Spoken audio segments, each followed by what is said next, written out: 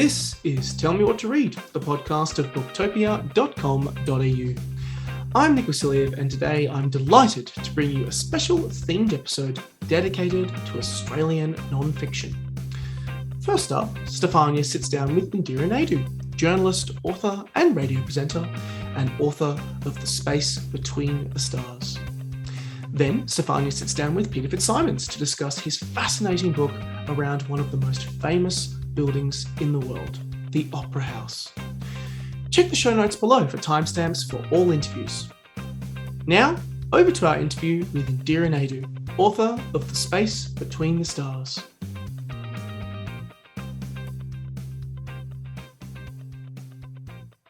Hello, I'm Stefania, Booktopia's non-fiction category manager. Today, I'm delighted to be speaking with journalist and author Indira Naidoo about her latest book, The Space Between the Stars. Hello, Indira. Hello, Stefania. Lovely to be with you. So, for our listeners at home, we'll be covering some topics on mental health. And if you're struggling with any of these issues, you can always reach out to Lifeline on 13 11 14. Absolutely. Hello. It's lovely to be here. You're welcome. So to start with, can you please share a little bit about what your book is about? So Space Between the Stars is really about my response after my sister died very suddenly during Melbourne's first lockdown. She took her life and I was plunged into very deep grief. And on top of that, the whole nation, the whole world was also in a deep grief and in a lockdown. And what would normally happen when something like that happens in a family is you can reach out to your family and friends, spend time together, be together.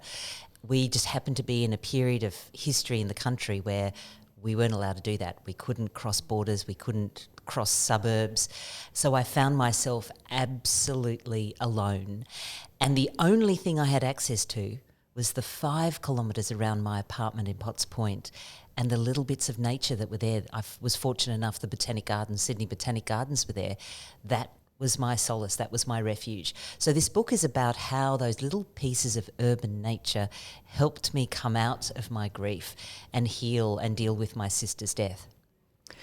So the title is The Space Between the Stars.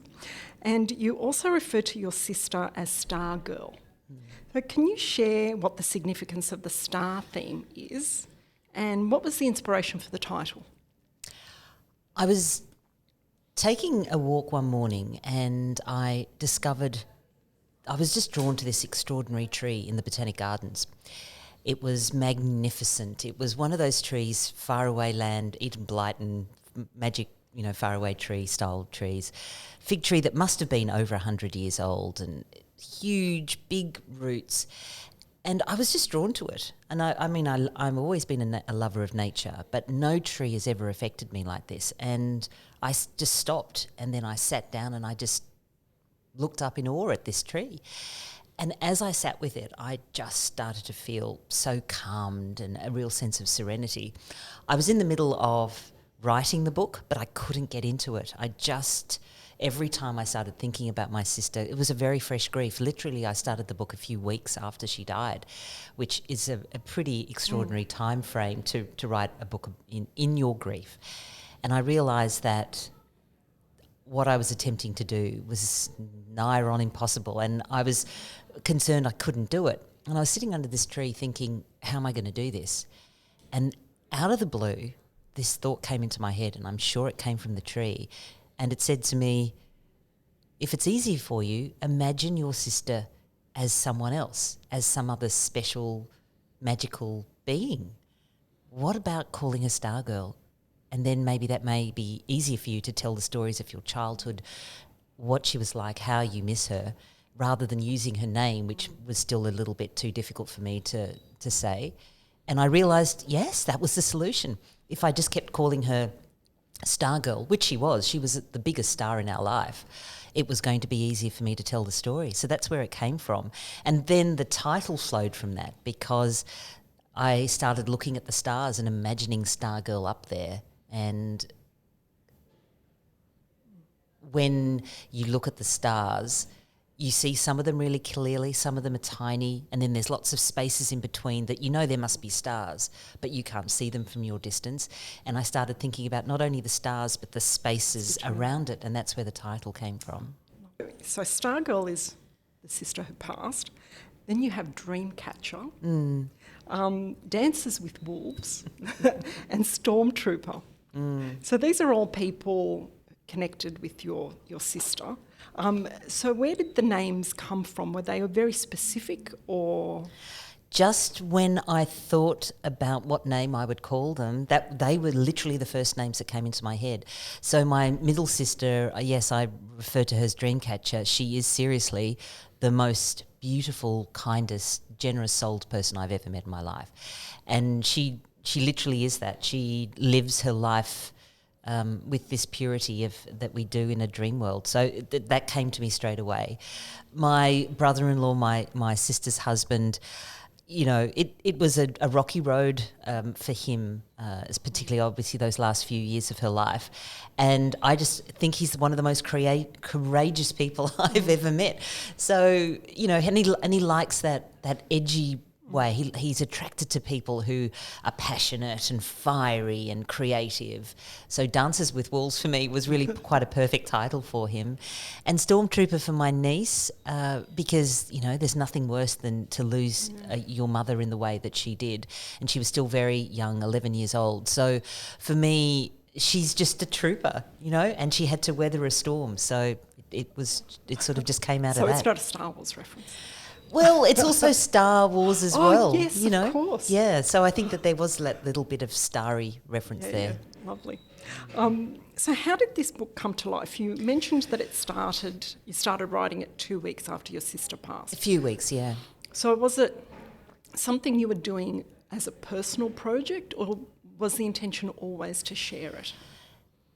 It was one of the most serendipitous things in terms of the book and the project that could have happened, really. I was in this deep shock of grief, and I just, like most people are when there's a sudden death in their family, there's just a blanket of blackness that descends on you and you can't find your way out of it.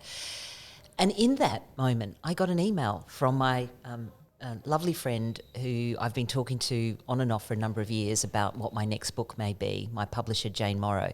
And she, out of the blue, she didn't know what had happened in my family life, said, I'd love you to write a book about nature, about the healing power of nature, biophilia. And this was exactly what I was starting to experience in my grief. I said to her, I think there's something there. I didn't tell her about my sister's death at that stage. It was more just, I didn't even know how to talk about it. And then when I finally sent through my breakdown of what my book would be, I said, and I've had to test this power of nature to heal because there's been this sudden death in my family. And she just went, oh my gosh, I'm really sorry, that's, you know, extraordinary how those two events have come together. And I then realised that I think this was meant to be, and I think my sister wants this to happen as well, because it just doesn't, as you know, publishers don't ring up and out of the blue or email saying, hey, do you want to do a book on this? Which was exactly what I was going through. I mean, how did she know? How did she sense that? How did the two ideas come together? And so that's how it happened. But of course, the next stage was how to actually write it. But as someone who writes, I knew that writing for me has always been a way of making sense of things. So even though I couldn't imagine how to start the actual project, I knew that by writing, it would help me heal. I just had to do it. So it's beautifully written, it's moving and really insightful. We were talking about it earlier. It's very touching. What was the writing experience for you like? The hardest thing I've ever had to do. I'd get up early in the morning, which is when I usually do most of my writing, 3:34, and I'd just sit at my desk, and sometimes I just couldn't write at all. I'd look at the screen, just like what most writers experience, but mine was even worse. Sometimes I'd sit there and maybe just cry for 15 minutes, not even knowing why or what about.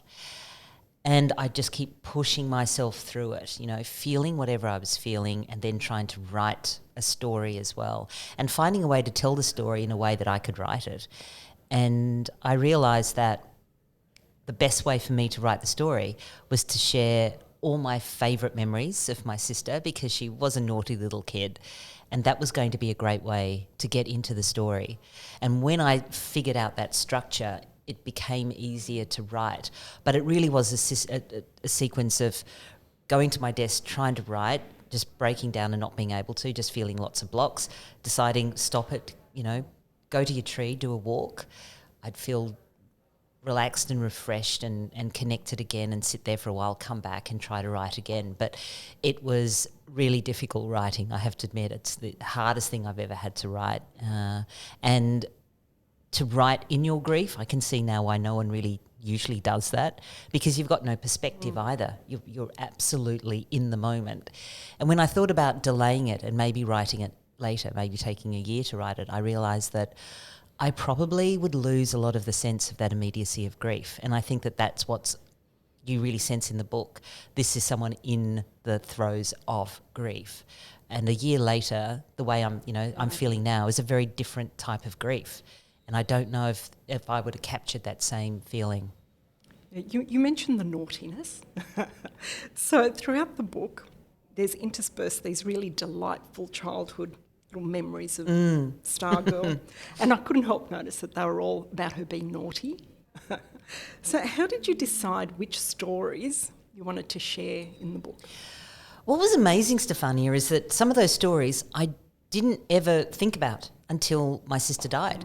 And suddenly these stories, and maybe that happens to a lot of people when they lose a loved one, you suddenly remember things that you hadn't thought of before. So there are stories in there that I thought, I've never thought about how, the cricket story and how she wrote, in the autograph book and things. That was such a funny little story, and I hadn't thought about that at all. And I did mention it at her funeral, and because I just think it captures the essence of her. She was just so brave and upfront and just had no fear, about things, and but was also incredibly naughty. And being a little bit of an older sister, often I would have to be the one, trying to pull her in line all the time, So I had a sense that I had to try to see her in a different light, because you do have, with a sibling, whether you're younger or older, you only have that relationship. And so I was trying to see her in a different way, not as a younger sister, but also as just someone independent and separate from me. Because that's the other thing, while it's really good when you have that connection with a sibling, you can just keep going back to it all the time. And even though we got much older, obviously, I kept on seeing her as this naughty little sister, even when she was in her 40s. And it does limit the relationship in a way, because she was a wife and a mother as well, and she ran amazing organisations, and she was a wonderful journalist. So having those stories, it was good just to relive them and give the readers a sense of who this person was that I'd lost, but also a sense that, she was very, she was exceptional. She was quite an unusual person, and you got a sense of that right from when she was a little kid, So I have a sister as well. We're very close in age, like yourself, and we're best friends. So I could really relate to the relationship you had with your sisters. You write about how the three of you were so close. You were like the three musketeers, the three amigos. So for our listeners who haven't read the book, can you share what your childhood was like with your sisters? Describe it a little bit for us. Yeah, so we moved around a lot as a family. My parents are from South Africa, where my sister Monica and I were born. My other sister was born in Zambia. And we just had this very, very adventurous childhood. We moved to 5 different countries, went to about 10 different schools. So we kept on being moved out of schools and classes and cities and countries. And it meant that we lost connection sometimes with the friends we'd made in those other countries and with family, which made our bonds even tighter. So there was 1 year between each of us, but it even made us, often we had to be each other's best friend. Or the first day of a new school, we were the ones who would hang out with each other, you know, because we didn't know anyone in the school. So it made us very, very tight and very close in a way that I probably didn't realise till later in our life either. I just thought everyone had connections with their siblings in that way. And now I'm realising there's a lot that we experience that people can read and go, oh, I didn't have a younger sister. I didn't know. I don't know what that's like. Or I don't even have a sibling, so I don't know what that connection may be like. So, yeah, we had lots of adventures together as well. So our parents were always out and about and doing their own thing, busy work and social life. So we spent a lot of time on our own, having our own adventures. And I, being the eldest, often was the ringleader. I'd set up the crazy idea, okay, we'll get on our bikes and we'll pack a picnic. And, you know, it was like the famous five. We'll just go off into the bush and we'd just cycle and picnic and climb trees and swim in rivers. And we're very lucky we really did have that sort of childhood. And then we'd, you know, move out of that place and then suddenly we'd be in civil war Zimbabwe and living there, you know, surrounded by African animals and giraffes and things. And it's interesting. We just, as long as we were together, we didn't really care. We'd be thrown into new situations, new people. And it just made us, much closer and much tighter. Yeah, I was going to touch on that. So the fact that my sister and I, when we started school, we didn't speak a word of English. So I think that really formed our connection, our bond, the fact that we were close in age, we're only 14 months apart, but also that being outsiders. So do you think that contributed, or how did that contribute to your closeness? This is interesting because, Stefania, we never felt like outsiders. We felt like the insiders because there was three of us. Because you're a gang then, you know? Because there's always more of you, in a way, you feel. Yes. Like, you know. So it's weird. Even though we'd landed a new place and maybe the cultural language was foreign, we always thought, oh, we're fine, you know, like we've been all these... Because you've got each other's backs. Yeah, and we were very worldly young kids, Yes. you know. We'd lived lots of places and so we knew that just because in this place you have to be really good at sport, otherwise you get rejected. We'd been in places where no one cared about sport at all. You had to be really academic, you know, and otherwise no one valued you. And then we'd be somewhere else where it was another thing. So, you know, it always varied. So we knew it really had nothing to do with whatever the social norms or the expectations in the place were, because we'd been in places where that didn't matter, I guess. And because there were three of us, and even when we had fights with each other, and, you know, if you've just got one sibling and you have a fight and then you both, you know, mope alone in other rooms, when there's three, you have a fight with one and then you go play with the other one. So it was also quite funny. So even if you have fights with each other, there's also another one that you can hang out with while the other one's sulking. So you've always got variety. And it's funny. And that's the thing with sisters, isn't it? I don't think if people don't have close siblings, they don't understand it. The fact that you can have an argument, but then you still love them in the same way and you make up quite easily. Well, we do anyway, my sister and I. Yes. Yeah, it's lovely. So now you've spoken about your relationship with this Moreton Bay fig in the botanical gardens near your home, and you refer to the tree as my tree. So can you tell us a little bit about this connection that you built, and what was the history that you learnt about the tree in your research? So this tree, it's anchored to the hillside just above Mrs. Macquarie's Point in the gardens overlooking Woolloomooloo Bay. It just sits in the most beautiful but powerful location as well. And I realised it was as much about the tree as the location of where it was that I was drawn to that particular area. And the more time I spent with the tree, the more I felt it speak to me. I felt it wanting to tell me its story as well.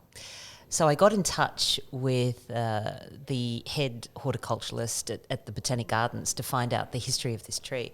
Again, we were in lockdown when all of this was happening, so I was very fortunate that there literally was the end of the last few days, and then we went into lockdown after that, and then it would have been difficult to see him. So he met me under the tree, and very surprised that someone in the situation we were all in, pandemic, end of the world, who knows what was going on, that there was this, woman who wanted to hear about a tree in the gardens that she was hanging out with. I don't know, he must have thought it was pretty nutty.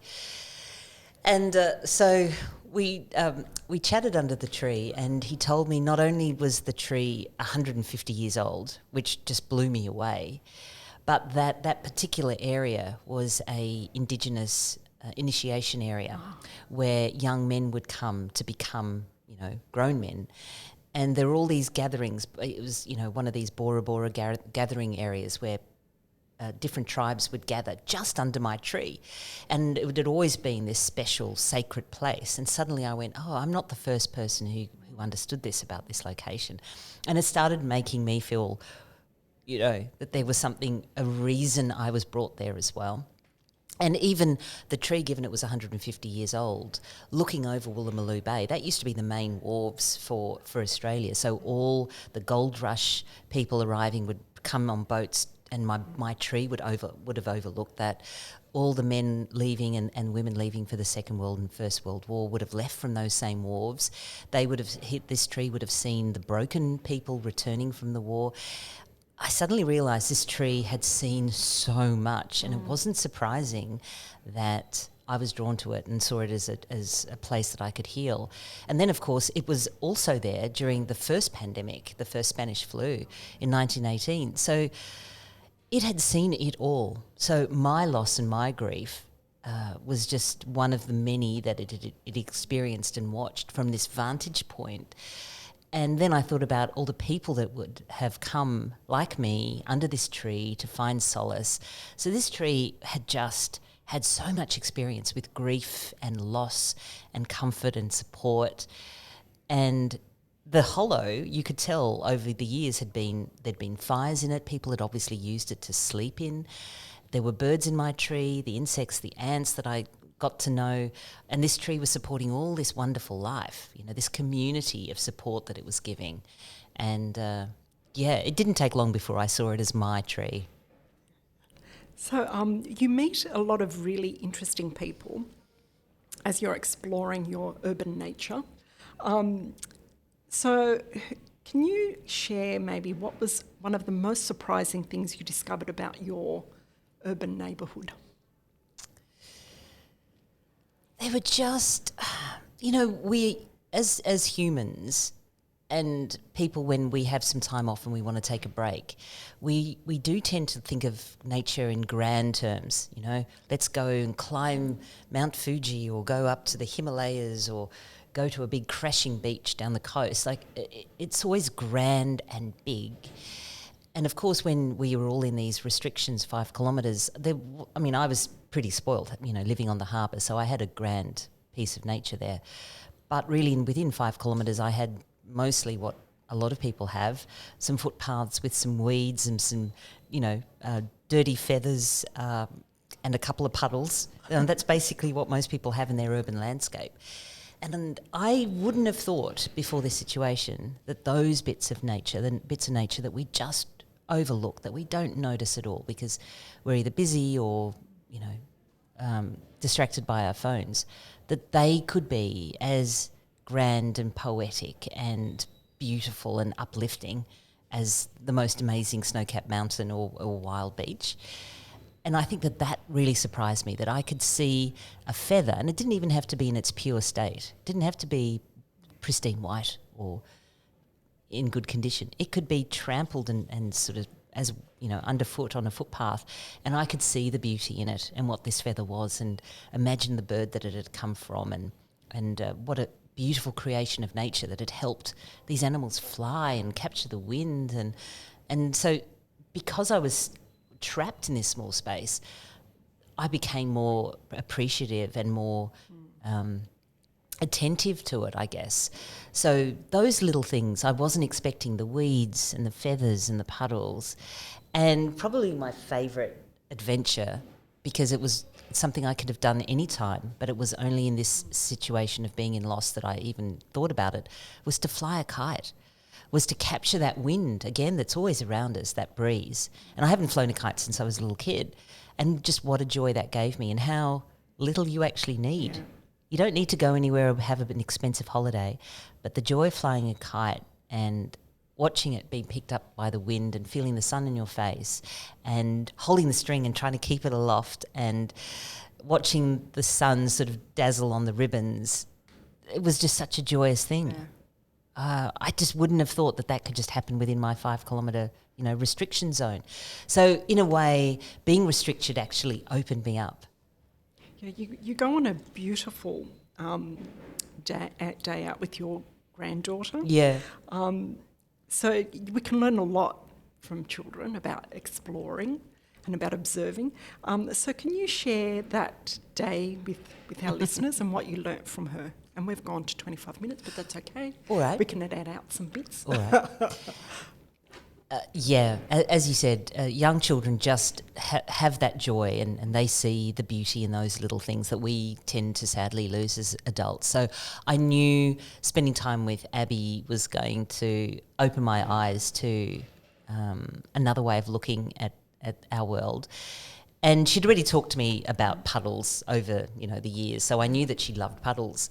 And this particular morning that I said, what am I going to... I want to explore another part of nature that, and I did this walk to my tree and I saw a lot of puddles. There'd been some rain and I went, well, this is fun. And I've never, again, done this as an adult. I actually deliberately just splashed my foot in a puddle and thought, wow, why is that for me to do that seen as such a dangerous thing or a wrong thing to do? Because you'll get dirty. Because, you'll get dirty. And I thought, I need to change my perception of this. And so I asked Abby, come out on a puddle jumping date with me. I bought her some new little gumboots and I wore my gumboots and we went for a walk to my tree and found some puddles. And I let her decide what puddles, because she's the expert in puddles. So she explained to me, which puddle she was going to get. And I said, well, how do you decide? And she said, well, Dee Dee, it has to be a deep puddle, so you get a good splash, but it can't be too deep, so the water goes up and goes into your boots. And I went, oh, okay. So she said, leave it to me, I'll find one. And so she found this great puddle, and she said, okay, this is what we do. So she grabbed my hand, and she counted 1, 2, 3, and we just leapt up in the air and just jumped into the puddle. And the sun was shining at that moment, and all the puddle drops just splashed up into the air, and the sunlight almost was captured in, these liquid little globules of sunlight, and they just all fell like little silver droplets to the ground. And we were just giggling maniacally, the two of us, and it was just such a fun moment, splashing in water. And it reminded me when I was a kid, I used to love splashing in puddles. I used to love running through the hose or the sprinkler. And as an adult, you either don't want to get wet and dirty, you tell your kids not to because it's another lot of clothes you have to wash, but it's so much fun. It was so much fun, and it was such a easy, simple, innocent thing that we can do all the time, but I don't know why we don't choose to do it. And then Abby found another puddle, and this one was dirtier and thicker and muddier, and that was a really good one because her gumboots stood the test for that one, and it was all this mud went everywhere and was really filthy, and we just both felt so naughty. And she also, you could tell she was thinking, wow, this is an adult who doesn't mind getting mud everywhere. What's going on? And I felt naughty in a good sense because... You were channeling your sister. I was. Because naughty. Because I would never deliberately make myself dirty, and I thought, why not? What's wrong with dirt? And it just felt so good. It smelt so good, and we just giggled a lot. And then I was able to take her to my tree, and she climbed. She loved the tree. She climbed up into it and pretended, as you do, that she had a little kitchen and this is where her bedroom was. And she made me a little pretend cup of tea and a slice of orange cake, and it was just so beautiful that she loved the tree and connected with it as well. Yeah, it was a beautiful day. It's beautiful. Look, We've hit our mark. So thank you so much for joining us my today. pleasure. And for all our listeners, please go to our website. You can purchase a copy of the book. There's some limited signed copies as well. Yes. Okay, thank you. Thank you so much for your time.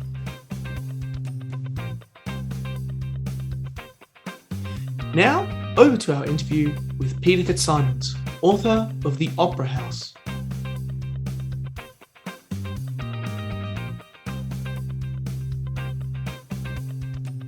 I'm Stefania Capogna, Booktopia's non-fiction category manager. Today, I'm delighted to be speaking with one of Booktopia's favourite podcast guests and best-selling authors, Peter FitzSimons, about his new book, The Opera House. Hello, Peter. Welcome. Stefania, che grande piacere di essere qui. Did I get it right? Bello. Bello, che bello. Perfetto. Perfetto. So this book is a bit of a departure for you from your other books. I think it's funny. I don't know where I got the instinct to go in different directions. Well, I guess when I did my first rugby book back in 1991, I could have done rugby books for the next 30 years. But after I did rugby, then I did a political book in Beasley. After I did rugby, I did sport. Then I did Beasley. Then I did war. Then I did exploration. Also Nancy Wake, Kokoda to Brook. Exploration with Mawson. With aviation with Kingsford Smith, trying different things, going in different ways, and I guess evolving different styles. And for this one, the gestation of this book's been 7 years. Back in 2015, I read this long article in the Paris Review about an American author, David McCulloch, who'd written a book, what turned out to be a classic, an iconic book, 50 years ago, on the history of the Brooklyn Bridge. And the idea was, here we all love this bridge, we know this bridge, we love this bridge, but what are the stories that go with it? And I thought, well, I live on the other side of the harbour from the Opera House, and every day, I suppose, for me to get from my house to where I can see the Opera House is about 5 minutes down, 5 minutes back, every day, without exception, ever since I've lived in the area. When I'm coming back from anywhere, I turn right, I go down, and I just look at it. And I'm not an architectural person or anything like that, but I've always looked at that Opera House and just gone, wow. Yeah. And I wanted to call this book, and the publishers, who'll remain nameless, let's just call them Hachette, wouldn't let me. But I wanted to call this book The Opera House, where the fuck did that thing come from anyway? And the stunning thing about it is, well, like me, you're a Sydney-sider, so you remember what a big deal it was when the Four Seasons Hotel opened in 1982 at the bottom of George Street. It was the Regent back then. Yeah. Prior to the Regent, we were pretty swish in Sydney because we could go to the theatre and we could go to the Hilton Hotel up the escalators, and there was a place where you could buy apple strudel and a cappuccino at 11 o'clock on a weeknight. And then the Regent opened, and wow. My point is this. The Regent opened in 1982 and it looked swish and fantastic. It now looks, with the greatest respect, like a wet Wednesday afternoon. The Opera House was conceived in the 1950s, signed off on by a New South Wales cabinet of 14 men who went to church on Sundays, lived surrounded by white picket fence, ate meat and 3 veg. They looked at the scale model of the Opera House and said, yeah, we'll build that bastard. And not only that, so something conceived in the 1950s doesn't look like a wet Wednesday afternoon all these years on. It looks like a sparkling Sunday morning in the year 2525, and it always will. And so that was my starting question of, how did Sydney, known in the 1950s as Manchester by the Sea, a seriously dull place, nothing ever happened, how did we get this architectural, artistic pearl on our fair shores? And so that was the starting point. And it was a joy to write this book. I mean, mostly with books, I get emotionally exhausted by the end of them. I'm doing one on Long Tan at the moment, and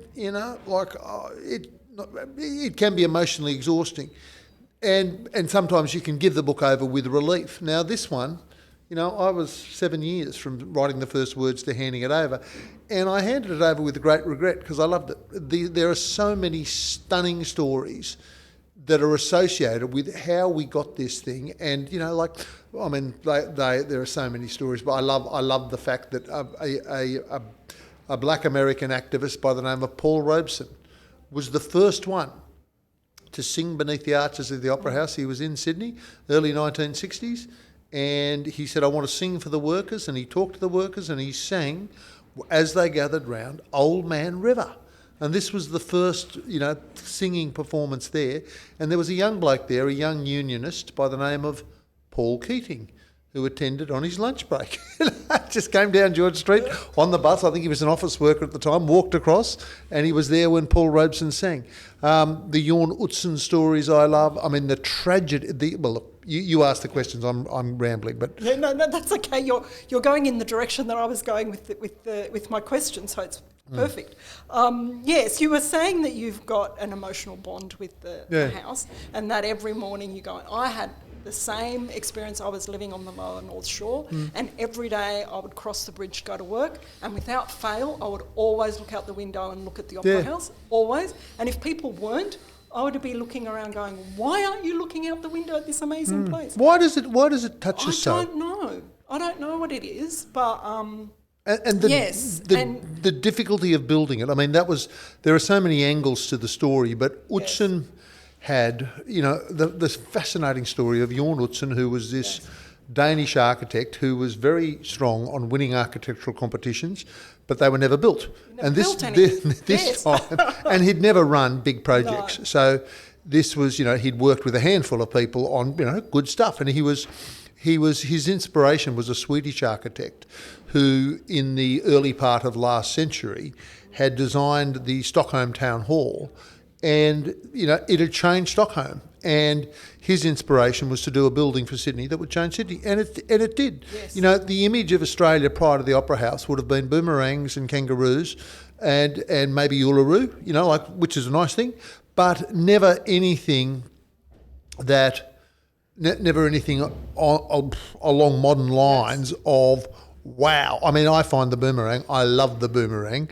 I've just been careful not to disrespect the boomerang, but my point is it completely changed them. It completely changed the image of Australia. And the image of Sydney and the image of Australia, and one of the lines I quote in the book was Oscar Wilde. When Oscar Wilde was at Oxford, one of the lines, I think he was 19 years old, he said, "Every day I find it harder and harder to live up to my blue china." And blue china on the mantelpiece, and he had to live a life that was worthy of owning such beautiful blue china as that. And in many ways, Sydney and Australia, we've got to live up to. We've got this Opera House. We've got to put on ballet and theatrical performances and opera and drama that is worthy of such an extraordinary building. And so the thing with Utzon was, it was one thing to have had the wherewithal to conceive it, and one of his starting points, he was living in Copenhagen, he goes to the marine shop, show me a chart of Sydney, and his idea of architecture was he wanted things to grow, to look like they grew there naturally. Yes. So he looked at the contours, what was on the headlands of Sydney Harbour, and what he saw was there was frequently, like one thing he noticed was what we know as the gap, how that graceful, I think maybe you call it a skillion, but it goes up. He wanted the vision of going up, and then you look over the edge of the gap and down. So that's what grows on the edges of the headlands. And so in the contours of the Opera House, we can see the contours of Watson's Bay leading up to the gap.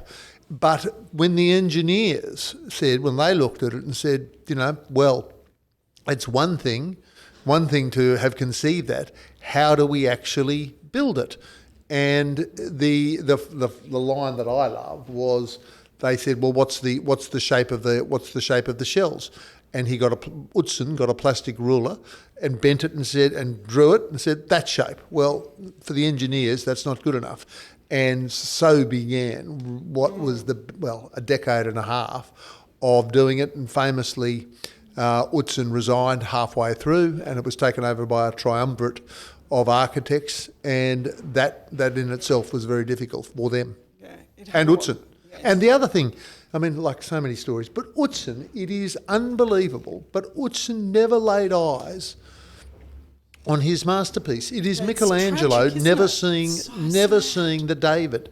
It's Picasso never seeing, like conceiving and doing something but never actually seeing it. And in 2000, my editor-in-chief at the Herald, Sydney Morning Herald, was a man by the name of Robert Whitehead. And leading into the clicking over into the millennium, Robert Whitehead conceived the idea, let's write to Utzon, contact him and say, you've never seen the Opera House.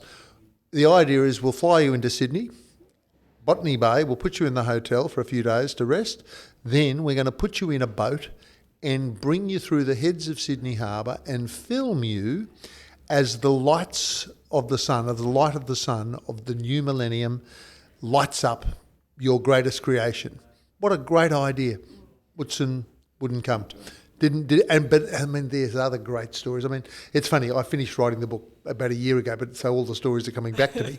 But Utzon at one point considered disguising himself as a woman, so to fly into Sydney, and then disguise himself as a woman and wander all over the Opera House. But in the end, he didn't do it. But the other one, I mean, the stories, the tragedy. Well, there's romance, tragedy, sexual scandal. Yes, I mean, what did you think of? You've read it. What did you think of the Eugene Goosen sexual scandal?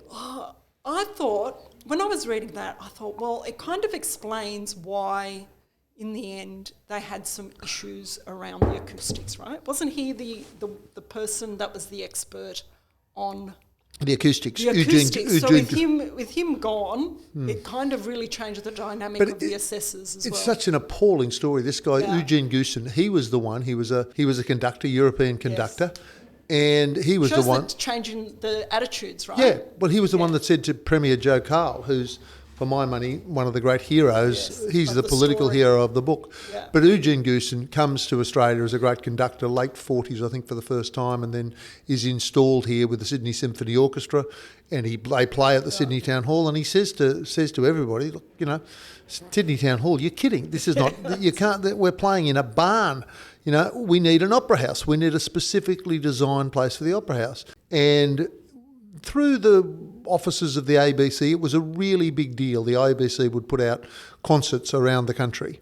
And that was a huge deal in the 1950s. And Eugene Goosen said, we need to have an opera house. We cannot put out great concerts in the Sydney Town Hall that's not designed for it. And he was able to convince the Labor Premier, Joe Carl, who came under a serious attack even from members of his own family. Why are we putting money towards something like this instead of hospitals and schools and roads?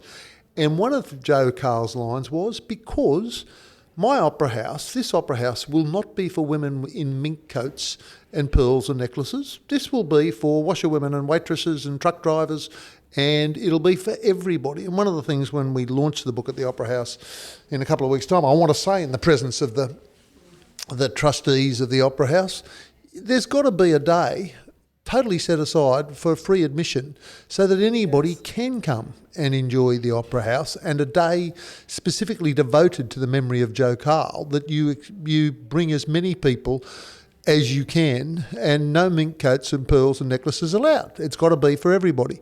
And so that was Ron Utzon's vision as well. He was motivated by that too. Absolutely. And Eugene Goosen, so was this conductor, manages to convince Joe Carl, and they begin the Opera House lotteries. But meantime, Eugene Goosen, unbeknownst to anybody, had a certain predilection for what these days would be viewed as very mild sexual aberrations, whatever. In fact, we probably wouldn't even use the word aberration.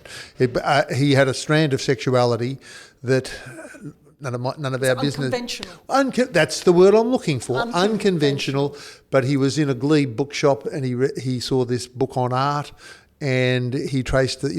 There was gargoyles and sexual images, and it was just fantastic. And he wound up involved with the witch of King's Cross, Roy Norton, who'd been born in all places, Linfield, very unlikely place for witches to come from on the north shore of Sydney.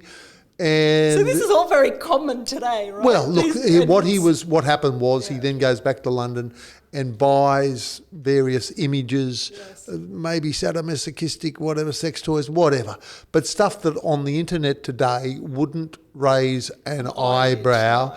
He was arrested at Sydney Airport. He was completely and utterly destroyed. You know, his reputation was destroyed. And yet, in terms of giving credit to where that thing came from, Eugene Goosen can take a bow long after his death. Just an extraordinary figure. I cover the murder, the kidnapping. Yes. I mean, see, again, it looks to the naivety of Australia at the time. We didn't do kidnappings. I suppose we did the odd murder, but the Kidnapping for ransom. kidnapping for ransom. So they had, those days somebody would win. You're not going to win £10,000. You're not going to win 50. You're going to win £100,000. So it was a big lottery, and that was where the money for the Opera House started to come from. And then somebody would win it, and they'd be on the front page of the Daily Mirror. Here they are. Here's Johnny and Jenny Bloggs with their fine son Jethro, and they live at 8 Edward Street, Bondi. And anyway, on this particular day, it was the Thorne family, Graham and Frida Thorne. The Thorne family, and the son, the 8-year-old son, was Graham. And anyway, they won it on the Wednesday. On the Friday, they sent him off to school, and he was kidnapped, and they got the ransom note.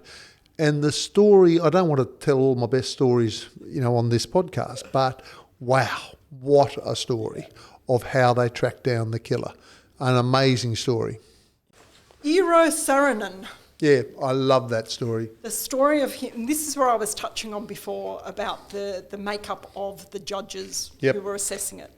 So if it wasn't for him, Jorn Utsen's drawings would have been on the scrap heap, right? Yes. Because they'd been discarded as being too wild. And he came along, show me what you've discarded, pulled these drawings out and went, this is it. Eero Saarinen, yes, Finnish American, famous architect. So they formed this competition up.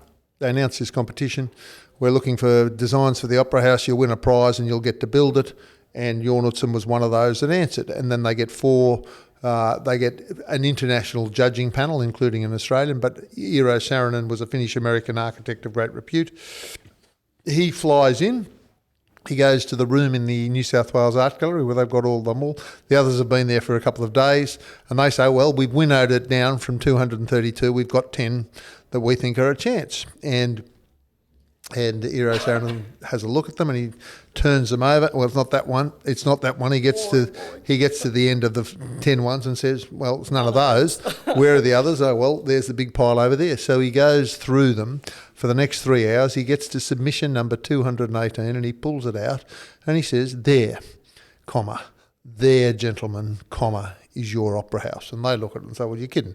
I mean, what is it? That's nothing. That can't be built. And even if it could be built, he says, listen to me. And 2 days later, making no headway, he said, I'll see you down at Bennelong Point. And why? Just get to Bennelong Point. They get to Bennelong Point. There's a dinghy. Get in the dinghy. What? Get in the dinghy. He rows them 100 metres offshore. Get in the back of... Why? Get in the back. So they get in the back, he swivels it around, or up left or down right, swivels it around, and when they're up the back of the dinghy, he pulls out an image of the Opera House and says, effectively, listen, you bozos, think about this, look at this, understand this, and for the first time, ding, ding, ding, the lights go on, and they realise what this could look like. And so Joe Carl announces it, and it is met by, well, the first interesting thing, well, so many interesting things, but you and I, as Sydney-siders, know well the name. Well, a lot of people know the name well all over Australia, all over the world, Harry Seidler. Oh, yeah, Seidler, yes. And Harry Seidler, I met him once or twice, and, I don't think he warmed to me, but he was an acerbic genius, would be what I would describe. He was an absolute genius architect and had made a huge impact on Sydney. But his generosity of spirit when he saw the winning submission was just amazing. So what happens is they announce the big day comes, And the winner is submission number 218, somebody called John Utson. No one had ever heard of it. And Harry Seidler looks at it, and on that day, to the press says, this is a work of stunning genius. The judges must be congratulated for what they have done. And he supported Utson ever afterwards. And yet it was not always met with wild acclaim. There were stories in the press, and I took delight in writing some of them down, of what people said about it. It looks like, when they saw the scale models and the designs, a sink with plates stacked in readiness for washing, a collection of abandoned umbrellas, an unmade bed. Is it another plane crash? A cross between an igloo with air ducts and an air terminal, an armadillo with rheumatism, copulating turtles. And I can't see it right in front of me, but there's one that says it looks like the shaved toenails of an albino pig. Something like that anyway. It was just extraordinary. Yes. Oh, and I noted that in the book. I thought the relationship between Seidler and Jorn Utzon was just delightful. Yes. So beautiful. We've got to go back to signing books, but I want to tell you my favourite story of the lot, and I don't care if I lose a sale, I just tell everybody the story, that in 1963, so Utzon basically for the first years is working remotely. And this was even before the days of pandemics. But he stayed in Hellebuck, outside of Copenhagen, and he had his staff there. Finally, Australia said, well, you've got to come. We need you on site. And so he's flying with his family in an aeroplane. We flew him, being New South Wales, we flew him economy. And he was a couple of hours out of Sydney at 30,000 feet. It was cold, and he notices that the what do we call them? We call them now flight attendants, but back then they were hostesses. So a hostess was handing out socks for the first class passengers, and Utzon says, excuse me, could I have socks? My family's feet were cold. Could I have socks, please? And she says, no, you can't. This is for first class passengers, not economy passengers. And then an hour later she comes back and says, excuse me, are you Jorn Utzon? From you, John Utzon? He says, yes. He says, look, Sydney Tower Controls just radioed, and it turns out that the Queen of England is waiting in the Royal Yacht Britannia is moored in Circular Quay, and the Queen of England would like to know whether you would like to join her for lunch. Oh, yes, thank you, that would be all right. Oh, and by the way, would you like some more socks? Because he became a real celebrity in Sydney when he arrived. He was such an unusual character. I work very heavily with researchers, so I like to trawl every bit of material there is, and to work out what happened. And I like it when my researchers sometimes have intellectual tension between them and come to different conclusions. And very broadly, so my two key ones on this was Barb Kelly and Libby Effney. And Libby Effney was working out of Mexico, but just fantastic. And so was Barb, absolutely fantastic. But they came to sort of different conclusions on Utzon, as a lot of people do, which was one view was that Utzon, it was just beyond him. He was the same genius that was able to conceive the Opera House, was not blessed with managerial skills to run 120 draftsmen that were needed, draftsmen, draftswomen, to do the job. The other argument, the other side of the coin is that Utzon was a genius and he was a good manager, but it was the bastardry of the New South Wales government that just wore him down till the point that he couldn't go on. Yeah. And the truth, I think, and so they would respectfully disagree with each other, and through the middle of that, I think it's in the middle, comes the truth. One way or another, however, I think I've got to the answer of where the fuck that thing came from. It came through the efforts. It starts with Jorn Utzon. Yeah. It starts with Jorn Utzon's genius. It continues with the political skill of Premier Joe Carl. It comes through multicultural Australia having requisite skills of workers on site. It also came from the fact that it was planted in a city that had already had the Sydney Harbour Bridge, that had had one of these controversies 40 years earlier. Are we going to build it? Will we not build it? We're going to build it. Yeah, we'll build it. So they built it and it was beautiful. So that it needed that track record of success. And then when Utzon left, there was the triumvirate of architects that took over, led by Peter Hall, and also another one that springs out is David Littlemore, who proved to be the father of Stuart Littlemore, who used to terrorise me on Media Watch. But Peter Hall, I'll just tell one story there. Peter Hall, who was a young, brilliant architect, took over. And as I recount in the book, when I interview all the Hall children asking for stories of their father, because he had a very tough time. He took it over thinking he'd knock it out in 18 months. Well, it was nearly a decade of his life. And much of the architectural fraternity turned their back on him because there was a strong view that you don't take over the work of someone else. And yet the point was made to Hall, if you don't do it, well, who's going to do it? We can't just leave these They were considering that, weren't they? They did. They considered just leaving it unfinished. Like the Parthenon, an international embarrassment. Yeah, there were the Sydney-siders, came up with this exquisite plan. But they couldn't get the job done. So Hall took it over. But when I was nearing the end of the book, Antigone Hall, his youngest daughter, came and had a cup of tea, and I said, "What have you been doing?" She said, "Oh, well, went for a walk this morning." Then I said, "But that must be amazing. When you're down there at Kirribilli Point and you look out and see the Opera House that your dad, devoted his life to, his finest work to." And she said, "No, I look at that and I feel sad because of a destroyed life." I mean, wow. Yeah. Wow. And yet, if you're an architect and you could put the Opera House on your tombstone, wow again, because Peter Hall did a stunning job. And I dedicate the book to the architects, all of them, that put their work in. Thank you for having me. I've had a lovely time. Thank you. Thank you so much for being here, Peter. For everyone listening at home, don't forget to grab your copy. It's online at the moment, and we have some limited edition signed copies that Peter's been very generous helping us.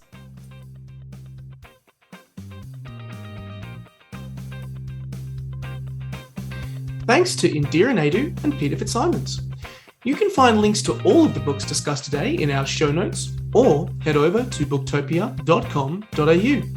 Join us on Friday as we sit down for a selection of interviews around breezy reads, where we'll be talking with authors Emily Henry and Tony Jordan. Thanks for listening, and never stop reading.